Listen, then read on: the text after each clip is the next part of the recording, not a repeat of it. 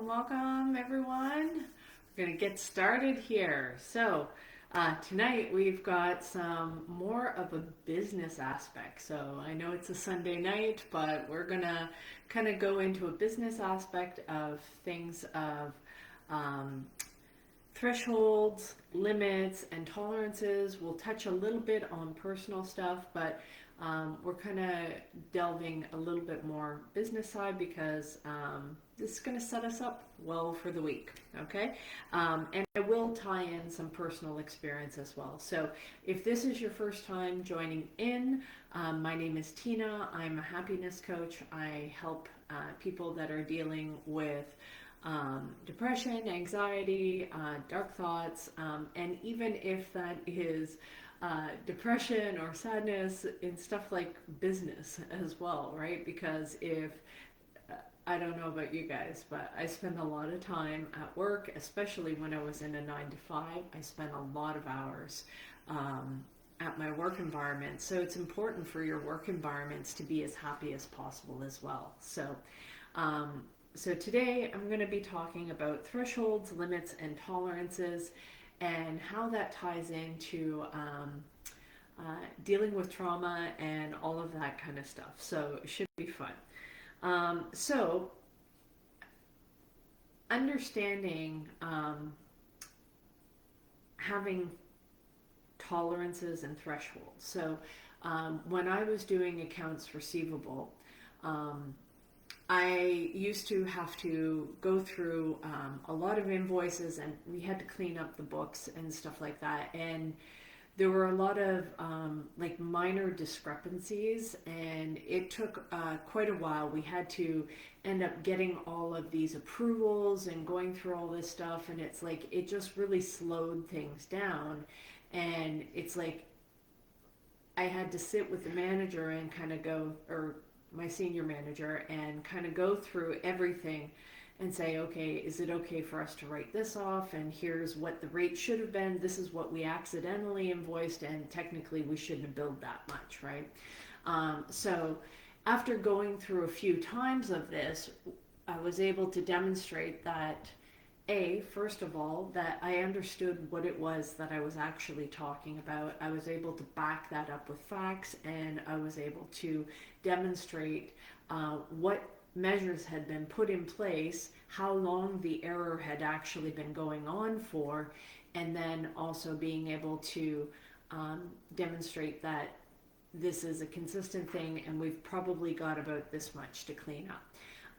So one of the suggestions that I had put forth was to put, is there some sort of threshold or tolerance that I can actually do the write-offs myself without having to get senior level approval? And so I was given up to 10 grand that I could write off without having to get that approved and all of this kind of stuff. So it's good to know these kind of things. And why is this important? And you're like, what the hell does this have to do with happiness? What does it have to do with anxiety? What does it have to do with any of that kind of stuff? So I want you to think of being in a work environment, and if you have it set up that everything actually has to run through you and you have to be the final say, what ends up happening is you become a bottleneck, and you also train your people to feel like they can't make any decisions for themselves. And that ends up being something that, two things. One, it's going to cause anxiety that every time it's like, well, I don't know if I can do this. And if you're not around, then everything gets delayed. Everything has to be run through you.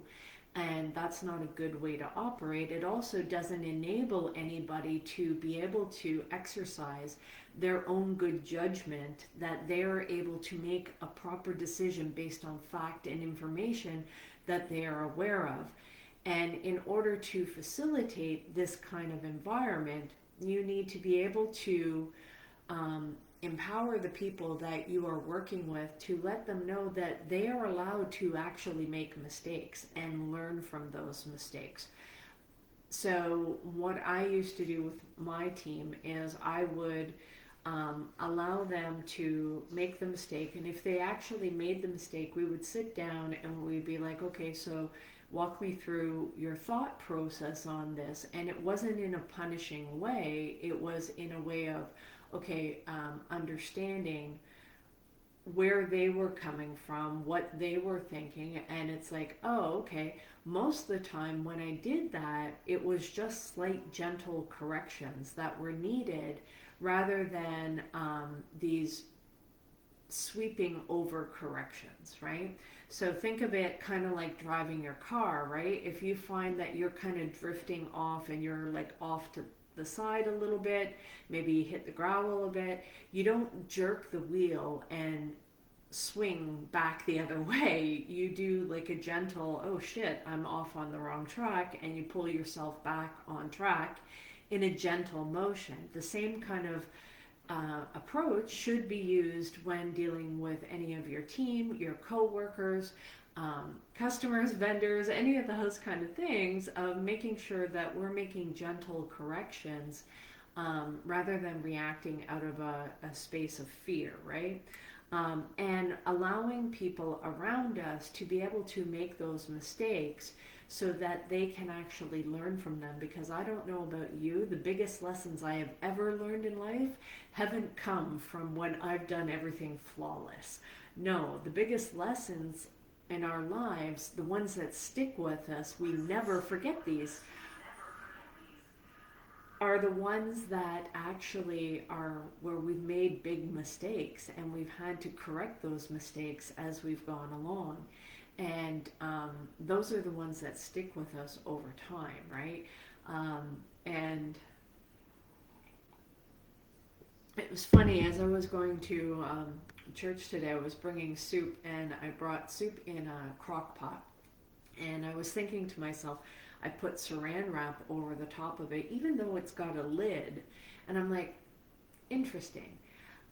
Interesting how we learn to do those kind of things. It's like the reason I knew to put saran wrap on it to prevent the spillage is because before I had a situation where I had spilled a bunch of the soup in transit because the lid had shifted a little bit, so it splashed up and it kind of went everywhere, and I didn't want that all over my car, so I put the saran wrap and the lid on it, and that helped keep it intact. So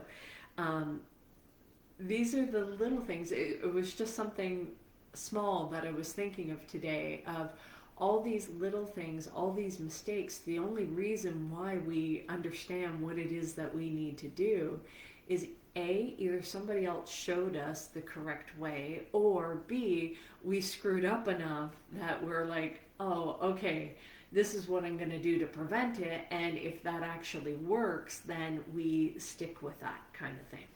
So going back to the thresholds and tolerances, so having that write-off amount, and I gave my team, so I had a certain threshold that I was allowed to write off because of my knowledge, my expertise. My senior manager, she had a certain tolerance level that she was allowed to write off, and even the director had his tolerance levels of what he was allowed to write off without having to get that approved by VP level, right? So there's a whole hierarchy of different levels. So understanding who is around us, what kind of tolerances can we give them, and make sure that those are communicated ahead of time so that they understand what it is that they're actually looking at. This is the same thing when we're setting personal boundaries. First of all, we need to understand what is our tolerance. What can we let slide? What do we need to make sure is a firm, hard no? Understanding where we have wiggle room and being able to choose our battles correctly, of what it is that we're willing to say, you know what, that's not a big deal and I can let that slide, and no, this is a bigger deal and we actually need to talk this through now. So being able to understand where our thresholds, our limits, and our tolerances are, and what the impact is not only on understanding the mistake, but understanding how the mistake happened, and then digging down to the root cause and putting in corrective action so that it wasn't continued on, right? And knowing what kind of impact that's going to have, right? It's like, so one of the things is like, if we knew that the rates were wrong, how long were they wrong? How many invoices do we have out there that were billing at the incorrect rate? So that we had some sort of understanding of how that was going to impact our monthly budget of it, no different than, hey, you know what, you had a bunch of extra water bills because I don't know, you were watering the lawn and you had new sod down and you were watering it more than normal, right? So if you understand that you're going to have additional expense, being able to balance that and understand what the challenge was, why that happened. Maybe you had a leaky pipe and it's like, oh, now we understand that what was going on is the pipe was leaking. Now we had this additional expense, and now we've been able to correct that. It had been going on, and now as soon as we corrected it, our water bill went down, right? So this can apply in personal life, professional life, and in our relationships of knowing where our framework is, what we can handle, what we're willing to let slide, and what is an absolute no-go. And that a discussion has to happen, right? And a greater understanding. So being able to implement these kind of things is really important. The next thing that I wanted to talk about is the value of time, right? So this kind of ties into the situation. Sure, I could have continued to have that authorized by my manager and got that written off, but I gave my team as well that anything within a $50 limit, they were allowed to just write off and I would just sign off. So what that did was save me a bunch of time. They'd give me all the under $50 write-offs in a pile, and I had to put my initials on it that I had gone through and approved it. And then anything that was above, I now could look at those and kind of evaluate what's going on without those situations. And so this saved me a lot of time. Instead of hundreds of invoices that we were going through, this was a large company that I was working for, so it just took one mistake in the system and there were a lot of billings. Hey Mark, it's good to see you, welcome.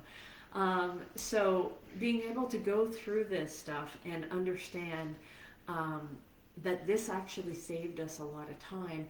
My team didn't have to waste time preparing, all the information. They knew that it was within this threshold. I knew that they had been properly trained as to how to actually review these and how to validate the rates, how to validate the system, how to validate the billings, right? And so we were able to speed up the process and save a lot of time. And then I also filtered that down from my senior manager because I had a certain threshold that I was allowed to work within. I had boundaries with that, and then I could save her the time by going through all of this stuff and going, yeah, this is what happened. I knew what she was looking for, and I was able to demonstrate that. So it was a quick, instead of a whole 1 hour thing, it was a quick 5-10 minute meeting that we would go through and say, these are the ones, and she would just sign off on those. And then anything that was above her tolerance level, we took together with the director.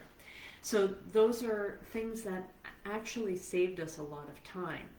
Now, time and being able to balance out how you can balance this in terms of monetary value. So there was another completely different company I was working at, and we had this client that the sales guy, he was really attached to this client. I don't know if they were personal friends or what it was, but he brought this client on, and my job as the operations manager at the time was to be able to ensure that my dispatchers were optimized as much as possible. They were there was too much volume of work for the number of people that we had, but the volume of work that we had didn't justify the revenue that we were generating. And so when I started to dig down into understanding what was going on here, I started to see that there were some potential customers that we were dealing with, that they had like these sample type orders, and they were very heavy work intensive. And when I started to review the revenue that this customer brought in compared to the amount of time the team had to work on it, not only on the front end, but on the back end, chasing these samples down, where did they go? And at the end of the day, it was like 4 hours on average per order. And my team was making a lot more than the $25 that we were generating from the revenue. So when I started to call this out, I definitely didn't make friends with the sales guy, and he felt it was a personal attack, but it was really more facts and figures. Now, had this customer been able to generate, or was a potential to generate additional revenue, or this was a foot in the door kind of thing, and seeing how we did with these samples, that would have been one thing. So in order for this to be worth the value of the time and being able to measure that properly, if I hadn't done that analysis, if I hadn't dug into the numbers and knowing, is this actually worth my time? And at some point, we do have to understand, are the things that I'm doing actually generating the results that I'm looking for? And this can be really hard because we often don't want to let go of things because of emotional attachments to things. And especially if you have any attachment issues from childhood, you may stick with things too long, or you may do it out of loyalty. And these aren't from bad qualities, but we can end up hurting ourselves, hurting our businesses by not understanding the inner work that's tied to this stuff, and why we maybe can't let go, or why we have that particular conditioning, or being able to understand that. And the challenges of when you're trying to call out something logical, and then having to manage the emotional responses of other people. Because to me, when I brought this situation up, I thought it was a no-brainer. I thought it was a slam dunk. And not only did that end up having a cascade effect, because the sales guy was very attached emotionally to this client. It was a friend of his.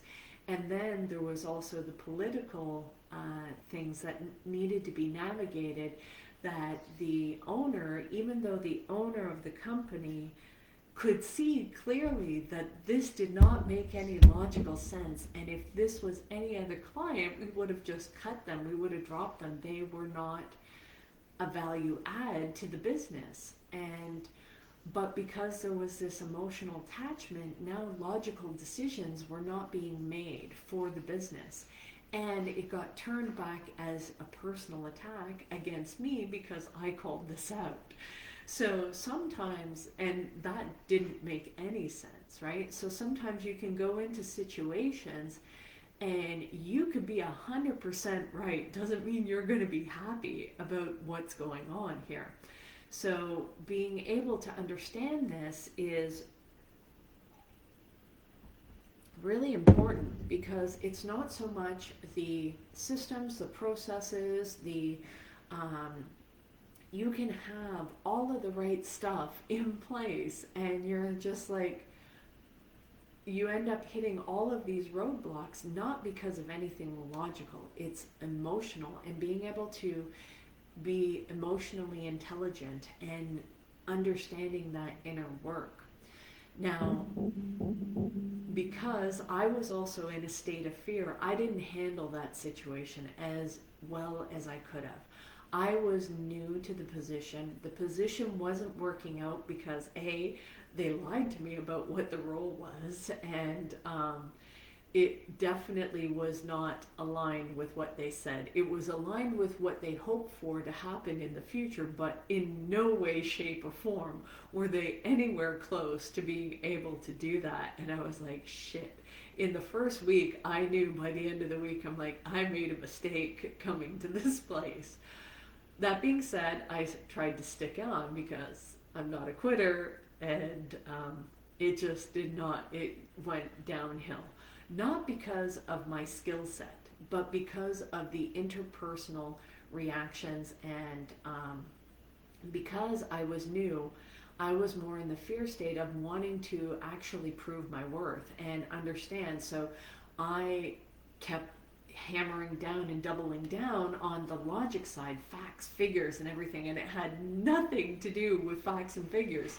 I'm sure I would have thrived in that environment had I taken more time to make those emotional connections and build that relationship before being able to deliver truths that were uncomfortable to them.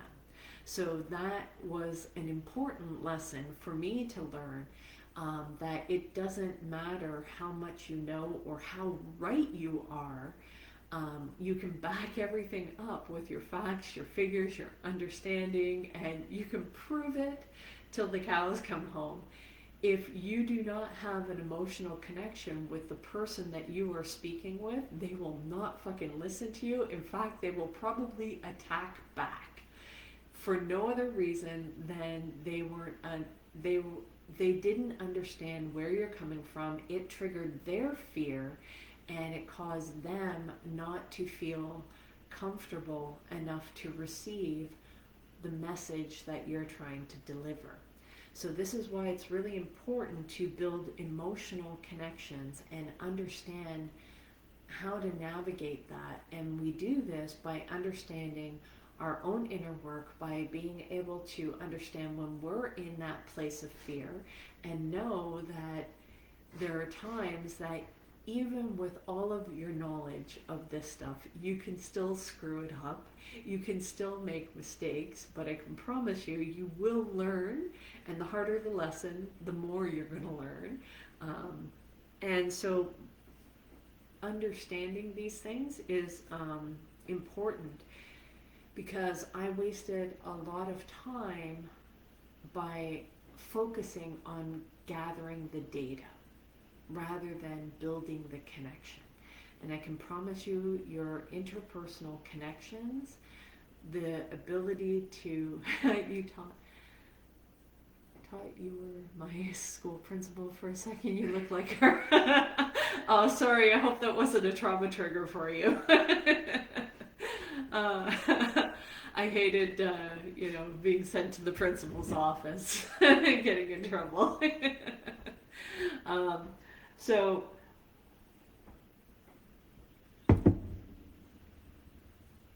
the value of time.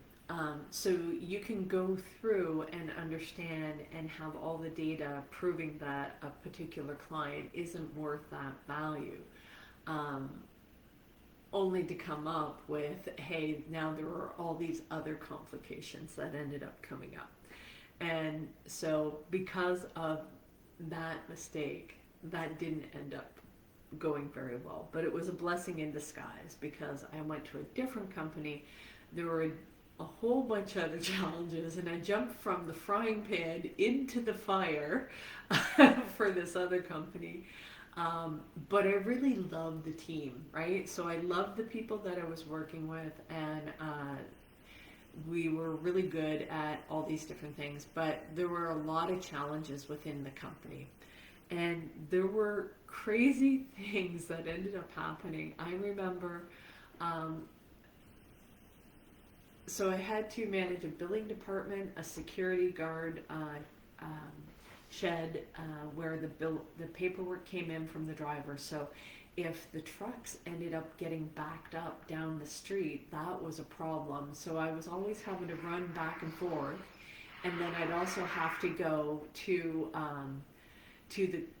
warehouse as well. So there was all these paperwork, and there were multiple things that we had to juggle. And the hours that I put in that place. But I really loved the team, and I had a team of like 25 people. Yeah, 25 people that I was managing there. And then running back and forth to all these different areas. And we were measured on our accuracy, we were measured on our speed, and whether or not the trucks were getting backed up, and whether or not the warehouse had work to on the steady, right?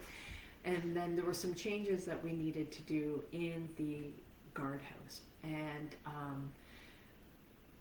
these most of the stuff that you're gonna deal with in any business has got nothing to do with your systems. That is the easy stuff. That is like 20%. Your ability to manage people and manage emotions and completely irrational things where people get triggered for all kinds of things, and really managing their fear aggression that comes out, whether that's a driver that is pissed off because he's been waiting in line, and then they talk down to your people, and then you have to emotionally manage your people and build them back up so that they aren't crushed by their souls because, the fifth person today has screamed at them, telling them that they're horrible, and it's not really them, that they're just following a certain process, right? And then getting screamed at. So there was a lot of screaming in this company, and there was a lot of trauma that had to be managed going through this stuff. And so whether that was people being yelled at and they didn't feel like they had the power to speak up because they were kind of the lower entry level people on the totem pole, so like basically everybody is above them, and then everybody coming into the guardhouse was yelling at them, the warehouse is yelling at them, the billing department's yelling at them, all that kind of stuff. So being able to manage these emotions and getting people to calm down so that we could deal with things rationally, and we could deal with things logically, and we put systems and solutions in place. And this took a little bit to gain people's trust, to see that I was not here to react the same way, and that I was a calming influence on even the very high level people within the company. And they noticed that I seemed to bring this sense of calm wherever I went. And thank God I had done enough interpersonal work, enough healing and recovery work to be able to be non-reactive when people were screaming at me. The only time that I got a little bit more aggressive was when I was protecting my team. And I think that's important, that if you are managing your team, they should know that you always have their back. Even if they've done something wrong, that reassuring whoever it is being aggressive towards them, reassuring that it will get dealt with, but that kind of behavior is not acceptable, to be able to yell at people like that. So I did that, but there was this one particular situation where we had put a new whiteboard in the guardhouse, and it was being used to keep track of shipments and stuff like that, and in and out times. And so this new whiteboard gets put in, somebody grabs the wrong marker, they used a permanent marker on there. Well, I can't remember if it was a VP or president or whatever, found out about this, lost his shit, started screaming, yelling, and everything else like that. And I'm like, are you kidding? This is a whiteboard. And so I'm like, hang on, let me go down. So I went down, and here's a little side tip. If anybody else has a whiteboard and somebody accidentally uses permanent marker on the whiteboard, guess what? Write over it with the erasable markers, and then it'll wipe off like nothing happened. So that is a good tip. So I went down there, and he obviously felt like an idiot after I went down there. It was like 5 minutes, and it's cleaned off, and it was perfect. It was not a problem. So it was little things like that, but Me staying non-reactive, me not being in a state of fear, allowed me to bring calm to the situation, allows them to realize that their behavior was not in line, that it was not appropriate, and I don't have to call them out on those kind of things. They sit with it. They know they feel foolish because they know that they are the ones that overreacted. So I've touched on this kind of stuff many, many times. And so building that trust, building that connection with people, I was much better because I learned from the last place of making sure that I didn't do it. So I got a harder test the second time of making sure that I focused on building those emotional relationships with people and building those connections. And in fact, when I actually ended up leaving that company, my team, it broke my heart. I felt so bad. My team actually cried as I was leaving, and it was really, really challenging to leave there. But it was a good experience to go through that, and it proved that I had learned that lesson. So this also brings me to the point of lost leaders and playing the long game. So when a lot of times in business, so in the example that I gave with the situation where that customer was only, for those sample orders, we were only getting $25. If there had been a volume of business that we were going to potentially get or something like that, that we could have, this was the start of it, then that would have been a different story. We would have taken the hit on those orders in order to be able to gain a bigger piece of the pie. So knowing sometimes that when you're going through this stuff, you may have to let a lot of things slide. And just like I did with the emotional stuff, I let a lot of things slide. I didn't address every little thing. And now you have to balance this out, because if you let too much slide, you end up with people not respecting you. And they think that they can behave this way all the time. So what I try to focus on is establishing at least a firm enough set that I will address what the situation is, but I do it in a way that I am non-reactive. So it's really important to be able to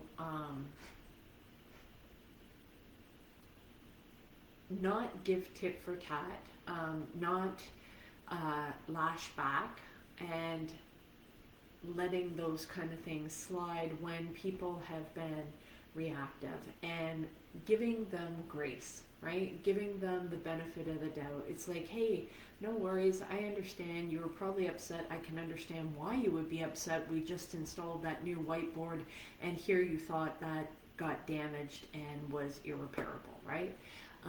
So I can understand why that would be important to you, especially since our budget constraints are so tight right now. Completely appreciate that. And so you kind of give people an out, and they always remember how you made them feel, opposed to what it is that you are actually saying, right?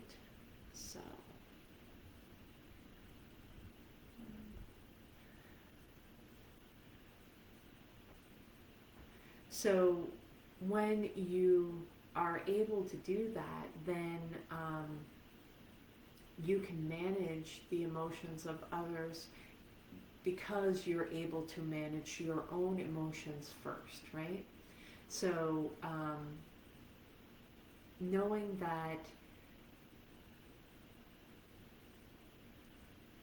try to give people as much grace as possible before setting that boundary, but also know where your boundaries are, where your thresholds are, where you are allowed to be able to do stuff, what stuff is important for you to address, and what is not worth the time to address. So for example, one of the TikTok users comes in and says something completely irrelevant and has nothing to do with the conversation that we are having. And so most of the time I just don't address it and I just block, because that's not worth my time to be able to battle and argue with everybody that comes on here. That's not the point of this. The point is to be able to help people, hopefully that you guys can take something from this and be able to apply this in your personal and your professional lives, to be able to change those situations that you might be having arguments or resistances or challenges with people that you're working with.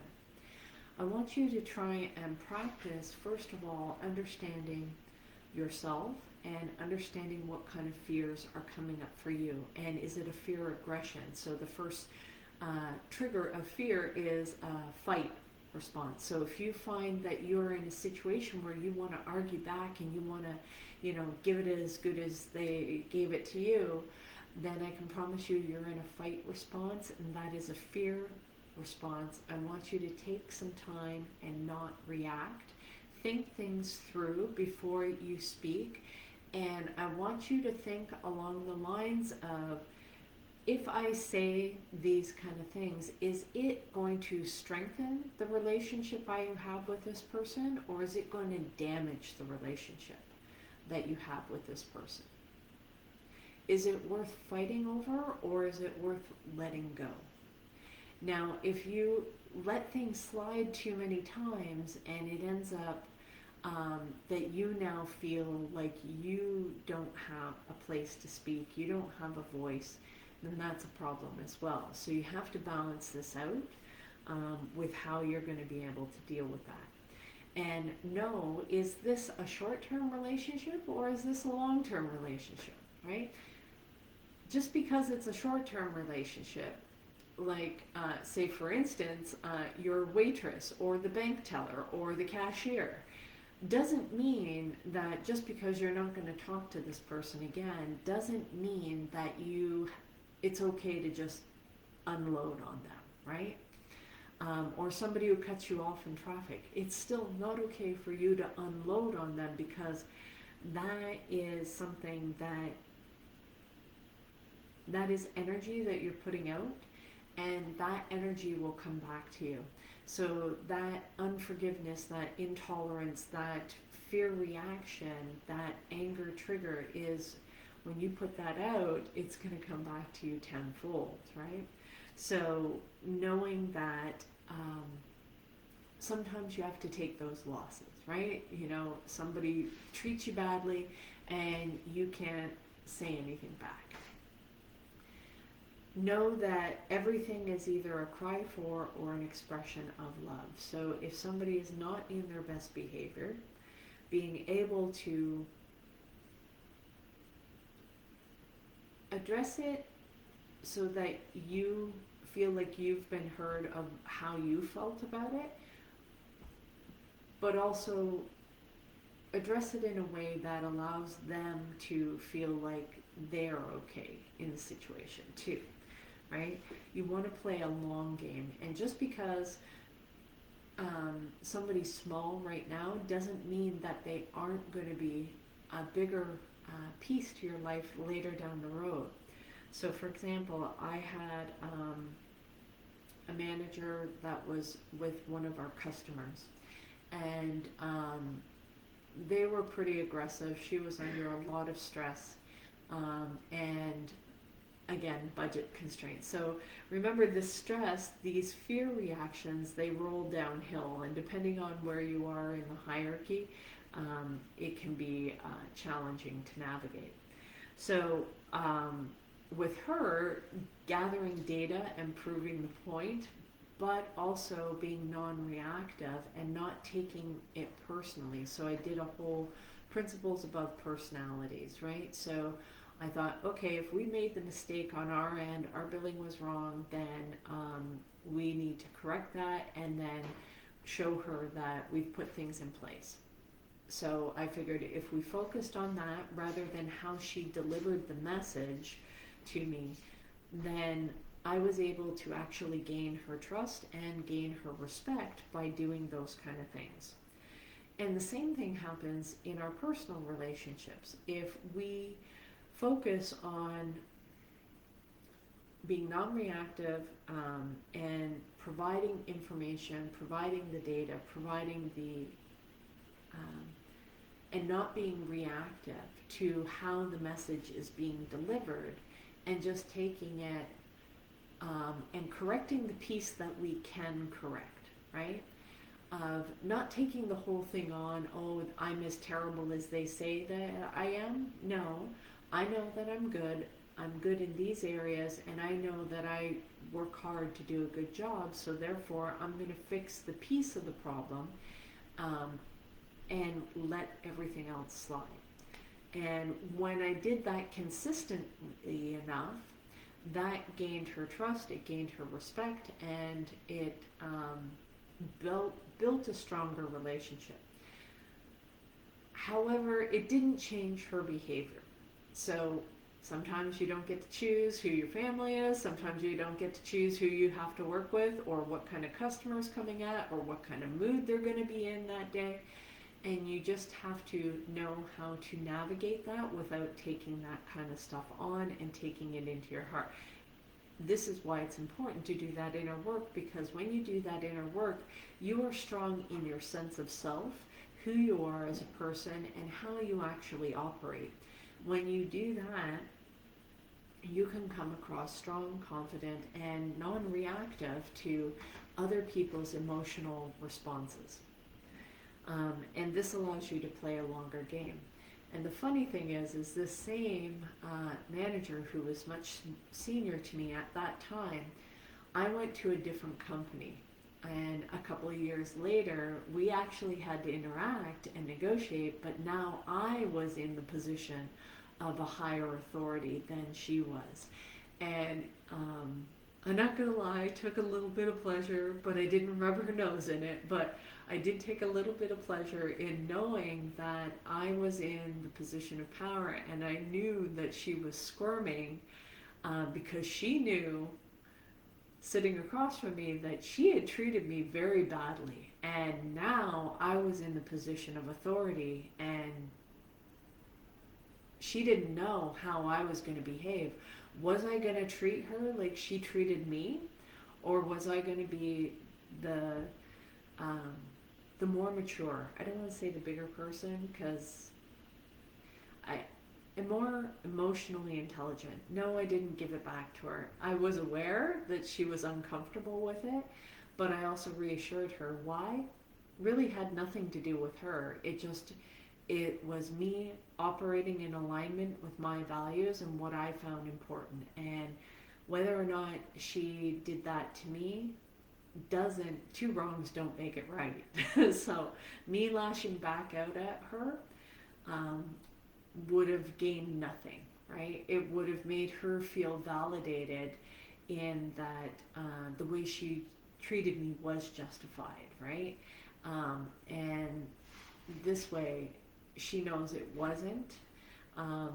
The way that she had treated me was not warranted, and now she also had a good example of how to be. And it also helped with ongoing negotiations, and it allowed me to win a couple additional lanes. I don't know if that was out of guilt or remorse or what, but I was able to win some additional lanes and landed some additional contracts because of that emotional intelligence, right? Hey Amanda, good to see you, welcome. So this is why it's really important to do that inner work, because when you are okay with yourself, when you are in that state of loving energy, there is no need to retaliate, there is no need to punish, because you can see that love is the only thing that's real, and everything else is just false evidence appearing real. I know at the time she happened to be going through a divorce, and that was also part of why she treated me so badly. Not that it was right, not that that made it okay, but it also made me understand that she wasn't at her best self. She was dealing with a lot of different things. And so, because of that, we all deserve grace. We all deserve that wiggle room, and always play the long game. I know online they talk about burning the bridges and all that kind of stuff. Yes, you can move on to other things and go all in on something new. Absolutely agree with that concept, but I don't believe in burning bridges with people, um, because you never know how things will turn around. This is a smaller world than most people think, right? What do you see, me and Quincy? I'm not sure, Amanda. So, going through this kind of stuff, it's important to play that long game, and build those connections. One, to be an example of how you want to see people operating, because I mean, do you want people lashing out at you? Do you want people shouting or being angry with you or being intolerant if you're going through a tough time? No, we have to be the change that we want to actually see. How we operate, how we want others to respond, um, is really important. So always play that long game.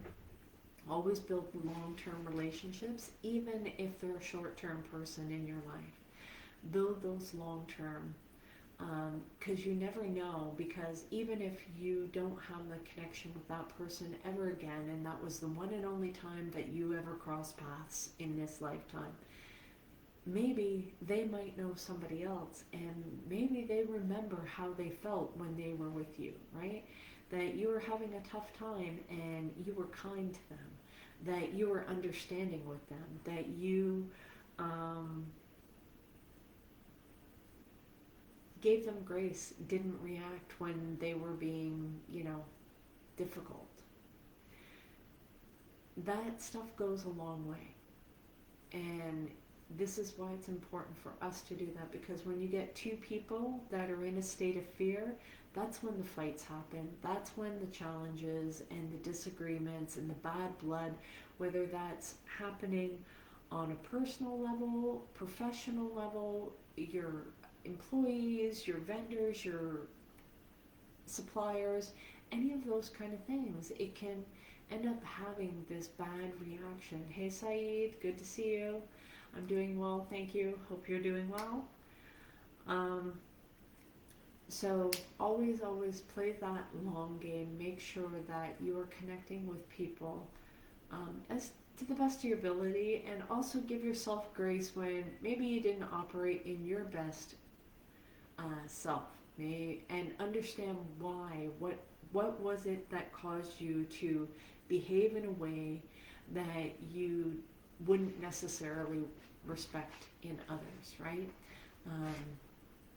Yeah, so being able to understand that, understand what your tolerance is, what your boundaries are, have some sort of wiggle room of what you're willing to let go and what is a hard no, that you have to actually call that out, right? Because we can't go, and it can be really hard when you're first setting boundaries, and you're new to this whole process. It may feel like everything's a battle, right? It's like, and when you say a no, it's at a volume 10 instead of a 2. It's like you're like, no, instead of a, no thanks, it's okay, I'm good, right? Whatever that is. So understanding those kind of things. Pay attention to where are you spending your time. Is it getting you the things that you want, and not being afraid to audit that and revisit, is this the best use of my time, or should I be doing something else? And that includes, are you fighting battles that are getting you nowhere? Are you fighting the same thing over and over and over again? If you are, then that's a good signal for you to start letting some of that stuff go and not being reactive to it, right? And maybe that goes into, it's like, oh, Am I going to get pissed off at every invoice that is discrepancy and I'm having to write off less than $50 every time? Or am I going to go, okay, we know what caused this. We've got maybe another month's worth because it went on for this amount of time. So I'm just going to let these things slide. We know we're going to have approximately this amount that we're going to end up having to write off. And sometimes you have to take some of those losses and it's not a big deal. Other times you're like, no, I can't take this as a loss. I need to be able to work through this, because if not, I'm going to be the one that's going to be angry and resentful. And that was one of the biggest lessons that I had to learn, is not allowing myself to get to the point where I'm angry and resentful. And I keep a close eye on that as much as possible. Because if not, if I let that slide too many times, then sooner or later I'm going to feel justified at lashing back out.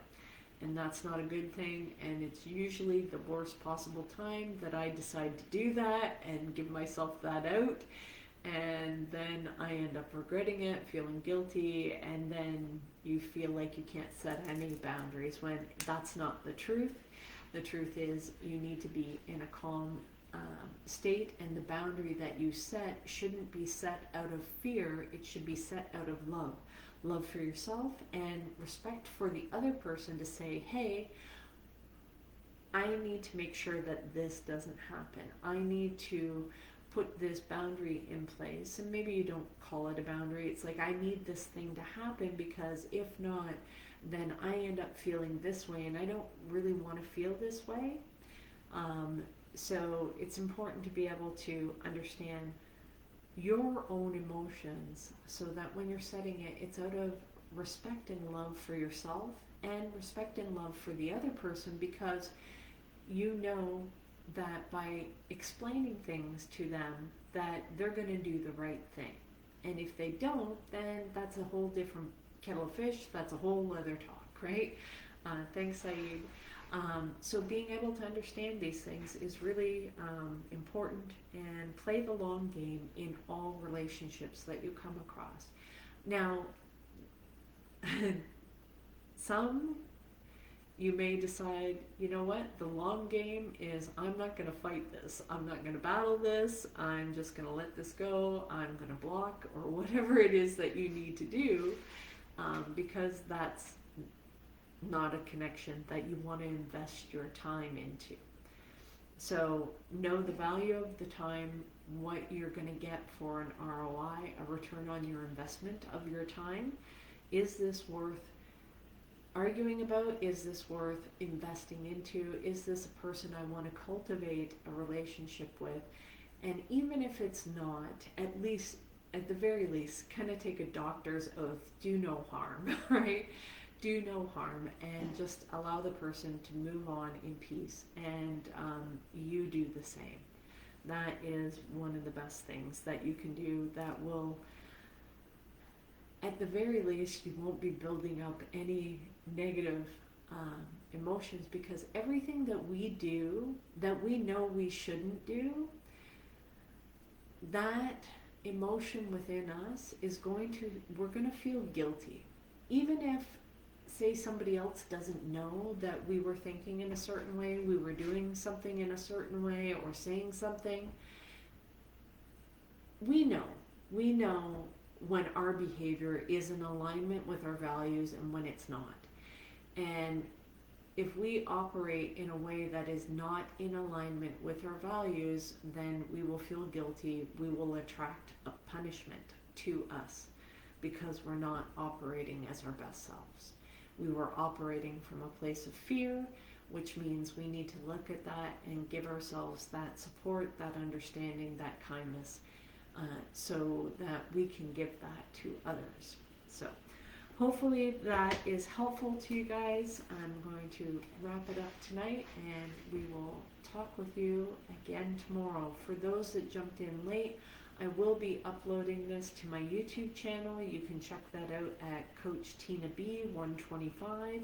And if you're watching on YouTube, make sure you click the like or subscribe, especially if you got to this point in the video and you hung around. So that would definitely make a difference for me, and it's a great way to say thank you and support the channel and the work that I'm doing here and what I'm sharing. It lets me know that you find it valuable. So guys, have a great night, and we will talk to you again tomorrow. Take care. Bye.